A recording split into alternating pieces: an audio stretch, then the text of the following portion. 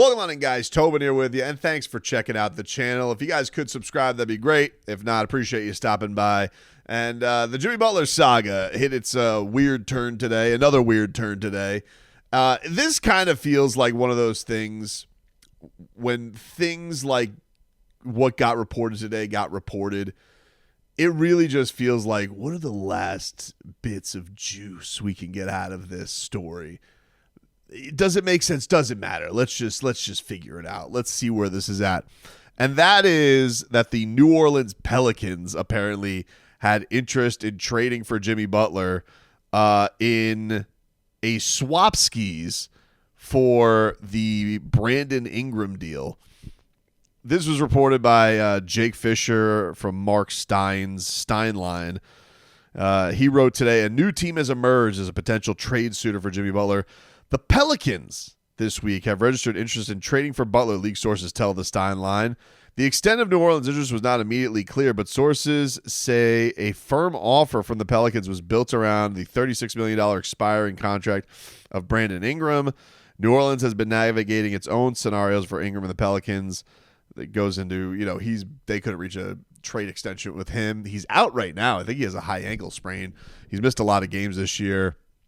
One of the more cursed seasons in the NBA this season has been the Pelicans. They are like 13 games even out of the West playing. They have 12 wins on the season. I don't really understand how this makes sense for New Orleans at all.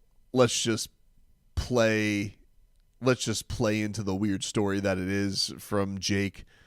Which, by the way, there was another report from that boy Gambo from Arizona.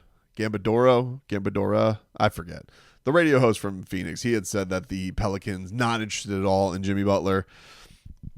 I don't understand why they would be, unless there's just some real maybe there's some unspoken hostility with Brandon Ingram with them. But Brandon Ingram, they haven't suspended. He has been injured with a high ankle sprain. It just doesn't seem to make a whole lot of sense to me why they would even be in the realm of getting Jimmy Butler to be a Pelican. Forget about the idea that Jimmy wouldn't want to go there or make a stink, right? Because Jimmy doesn't have a no trade clause. So if they're willing to even pick up the phone and kind of bail you out with an expiring deal, if that is true, it doesn't really matter. It doesn't sound like the team that they've dealt with every year. I mean, Jimmy Butler making a stink on this side of things. Maybe they think that, he'll just opt out. That'll give us even more relief. Maybe that's what they're thinking. Maybe. They're trying to get themselves into a cleaner space come the summertime. So you not only get Brandon Ingram out the door, but, if Jimmy Butler, there's no way he'd want to play for the Pelicans, they're a sunk season, opting out of $52 million would clear their caps even more. That's really the only thing that makes a lot of sense. Maybe in their doomsday scenario, they're thinking, hey, if Jimmy is here, we have a year coming up next year with Zion healthy, Trey Murphy playing better, the other pieces that they got, Misi, who's looked like a monster this year. And then you add Butler to it to just kind of add that ruggedness that maybe you didn't have with anybody else. Maybe, that's the only thing I could wrap my mind around to entertain it. But this to me just kind of feels like, hey, the trade winds have been quiet lately. Does anybody have anything that's been out there that's the least bit interesting? And so shout out to Jake Fisher. He has something reported here that's it's a new wrinkle, right? It's a new wrinkle. It's a new team. It's not just a third team scenario, but I'm trying to even just gauge what would they gain from this even trying to figure this out? And I can't really let it be known. He also writes, the Grizzlies have been routinely described as the team best positioned to pursue Butler in terms of contracts, where they stand in the leagues to luxury tax aprons. Memphis is also one of the teams known to be advised through back channels not to pursue Butler because he doesn't want to play there.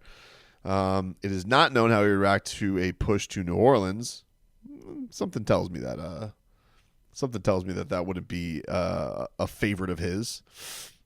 I mean, unless you're Jimmy Butler and you're just at a point where it's like, hey, this season's lost.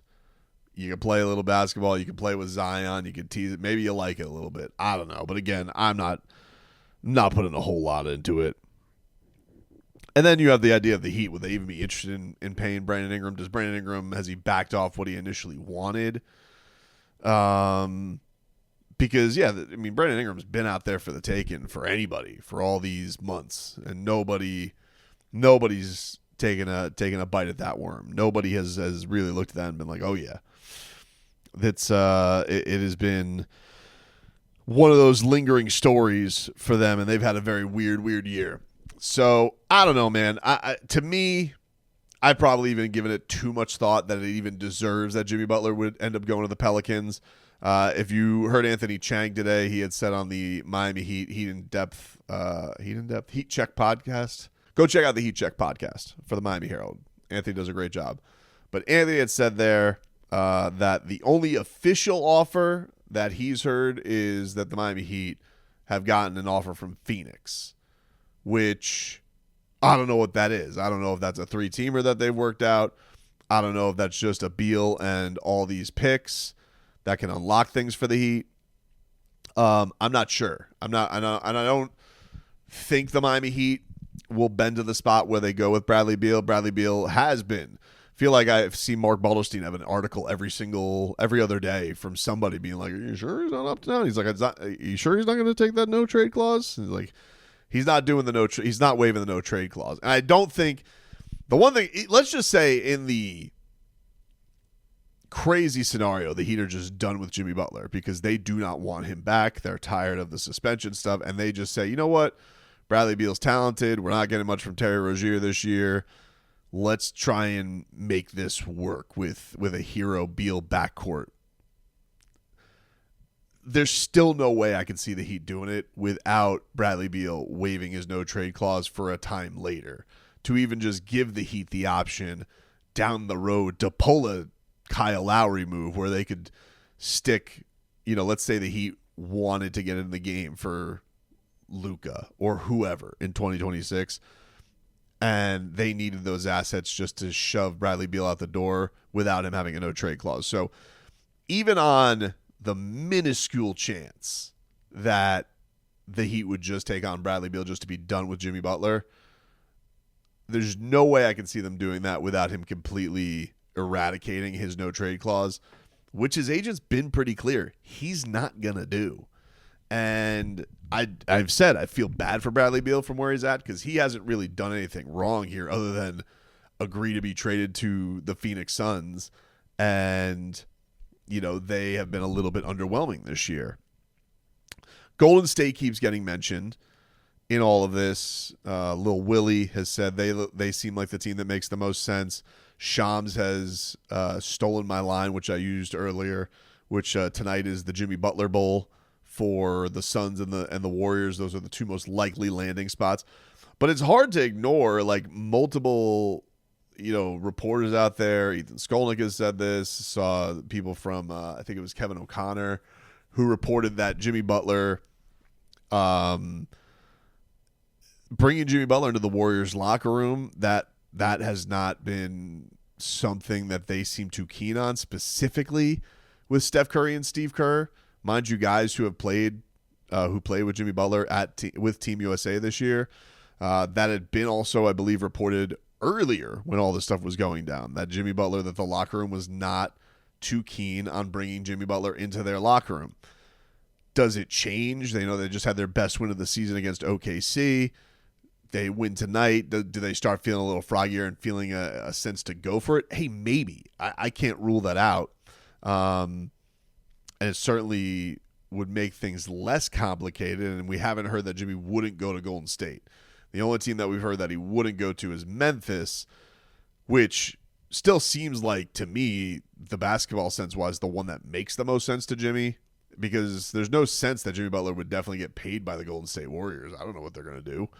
Not that they're hurting for money, but I don't know that they're going to be too keen on giving Jimmy Butler his extension. And then Phoenix, we know what the appeal is. They seem like they are. Haven't really heard much right on the Bucks thing lately, so that one seems like it's kind of died on the vine. So I don't know, man. Like, obviously we got to get to a point where there's some type of movement for a deal, because we keep hearing all these things every time a Jimmy Butler suspension comes around, and they're like, this is the time they're more anxious. This is the time that they're more desperate. They've lowered their asking price. And if there's no mechanism to get him anywhere without putting Bradley Beal on another franchise, and Bradley Beal has no interest, then he could lower their prices. They could be more urgent. They could do all this type of stuff. Yet the Suns would be out of the picture. So then you have to move on to something else. And honestly, I'm sure these conversations have had, but like Jimmy's side has to be more, I would say, agreeable to go somewhere else. I mean, one would think, who knows? He could be dug in and just wants to like be the Joker and make chaos and opt in the summer. I don't know.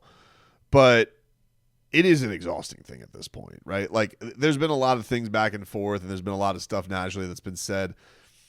And none of it has been that compelling, because it just feels like we really are stuck in limbo. We aren't really moving forward, seemingly, in the public scope of things. We get some jokey jokes, but it's kind of it has been a little bit out of sight, out of mind, and it feels like this weird cycle every single time a suspension happens from the Heat to Jimmy Butler, where it's like, as soon as it happens, they're good. The statement, we're taking deals for Jimmy Butler. Okay, cool. Then all of a sudden you get close to Jimmy Butler, and maybe there's a little bit of a push. Okay, no, he's coming back. Then he comes back. It goes terrible. They find a way to suspend him again for a road trip. This is going to be the time. All right, are we going to move him? There's no way we can bring him back. Okay, what's our next move? We take him out of the starting lineup. And now they're super urgent to move Jimmy Butler. But now, as we have gone these days, and these days have gone by, it feels like that desperation, were just loud words that were out there, right? So I don't know. I tend to believe what Anthony's saying. Like, there seems to be really only one team that really, really wants Jimmy Butler. And there's a huge hurdle there that involves Bradley Beal. And until the Jimmy side and the Heat side expand and free their mind a little bit to get to another point to really push to another franchise getting him, it feels like we're just going to be spinning our wheels, because I don't know. It just feels like every time we hear about this Jimmy Butler Suns thing, oh, what do you know? Bradley Beal still doesn't want to go to a cold weather destination. Why do we keep doing this to ourselves? Like, why are we still here looking at scenarios and 4 teams and 5 teams? It's like, yeah, but Bradley Beal doesn't. If Bradley Beal doesn't want to go there, then what are we even talking about, right? So it's exhausting, but at least the Brandon Ingram Pelicans thing was a little bit weird. So it made me be like, all right, you know what? This is something new to go on to. We don't got to talk about the Wiggins, Kuminga, the scenario. We don't got to talk about the Bobby Portis, Chris Middleton scenario. This is a little bit something interesting to chew on through all of this. But it doesn't make a whole hell of a lot of sense. It really doesn't. It doesn't seem to make any sense whatsoever as to why the Pelicans would have any interest in bringing on Jimmy Butler, other than, hey, there's no way in hell he would opt into another year with us, which I guess, but I don't know what place he's going to get that kind of money. And then second, so maybe that clears their decks a little bit more. Or secondly, they just feel like they'd have a little bit more leeway with patience to flip him for something else in the offseason, maybe to the Suns, and they can get some more picks. But other than that, like from a basketball standpoint, doesn't seem to make any sense at all, unless you truly are like, hey, this is the best guy that we could pair with Zion ever. We're going to give it one run next year. I guess the question then would just be, would Jimmy Butler actually play for the Pels? I don't know. It's a weird one, but also don't buy a whole lot of it. But I appreciate the brain teaser, something new to this whole saga.